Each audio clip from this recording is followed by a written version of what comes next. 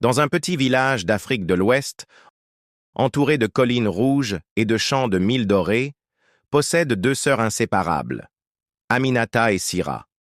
Elles étaient comme le jour et la nuit. Aminata, l'aînée, était douce, généreuse, toujours souriante malgré la pauvreté.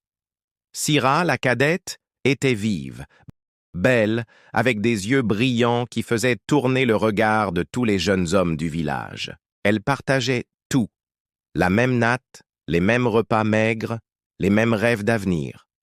Leur mère, une femme fatiguée par les années, leur répétait souvent « Mes filles, l'union est votre force.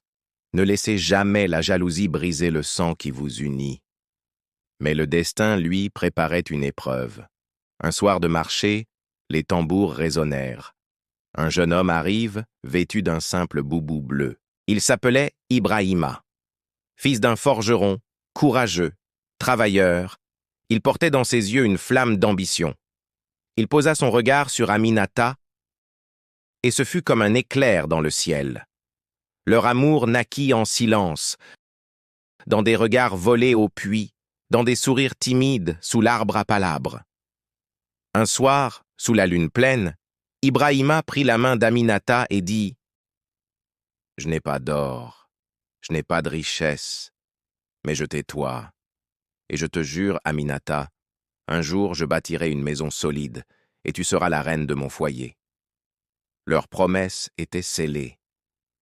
Mais dans l'ombre, une autre paire d'yeux observait, ceux de Sira.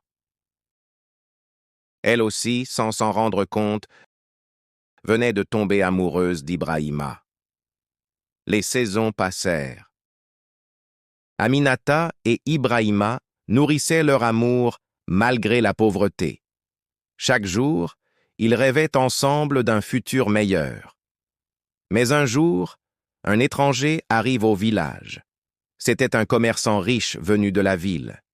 Il portait des habitudes éclatantes, une montre dorée, et distribua des cadeaux aux anciens. Il posa immédiatement son regard sur Sira. Séduite par sa richesse et ses promesses, la cadette se mit à rêver d'une autre vie, loin de la poussière et de la faim. Mais plus son cœur s'ouvrait à l'ambition, plus il se fermait à sa sœur. Car dans son cœur, une jalousie grandiose. Pourquoi Ibrahima avait-il choisi Aminata? Pourquoi la douceur de l'aîné attirait-elle l'amour pur, alors qu'elle, Sira, n'avait que l'attention d'un homme venu acheter une épouse comme une marchandise?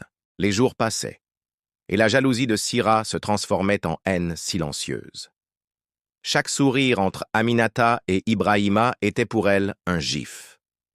Chaque promesse chuchotée était une blessure. Alors, elle commença à tisser sa toile.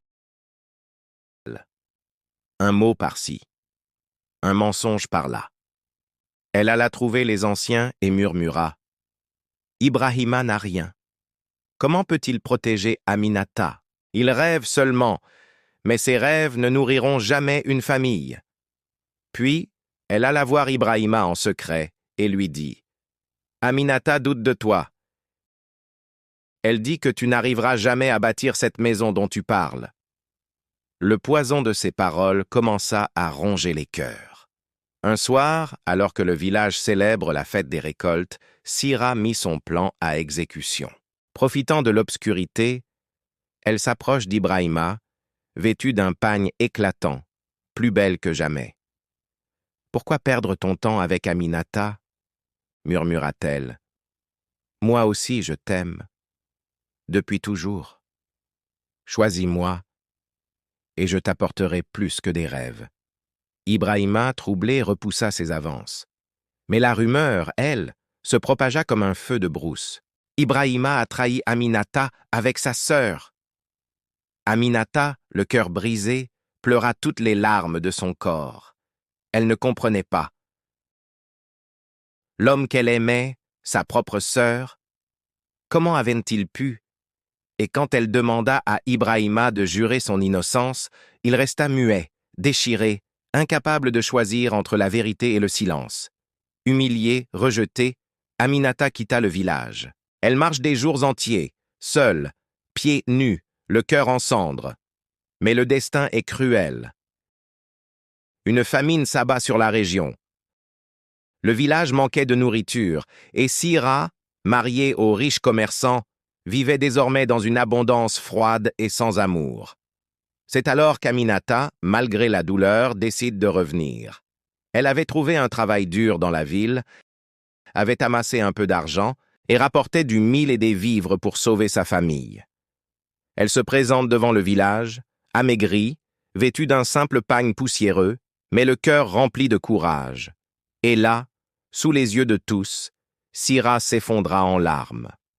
Car malgré sa richesse, elle n'avait jamais trouvé le bonheur. Elle avait tout gagné, sauf l'amour véritable. Mais le destin frappa une dernière fois. Le commerçant jaloux accusait Aminata de vouloir briser son mariage. Dans un accès de rage, il leva la main sur elle. Ibrahima s'interpose. Une lutte éclata, et dans la confusion, Aminata reçut un coup mortel. Elle s'effondra dans les bras de sa sœur, le sang coulant de sa poitrine. Ses derniers mots furent un murmure.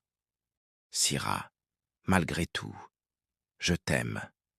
Protège maman. » Sira hurla, des larmes de sang coulant de ses yeux, comme si son âme elle-même saignait. Ce soir-là, le village entier comprend une vérité éternelle. La jalousie détruite, mais l'amour vrai, ne meurt jamais. Épilogue. Ibrahima, brisé, ne se remet jamais de la perte d'Aminata.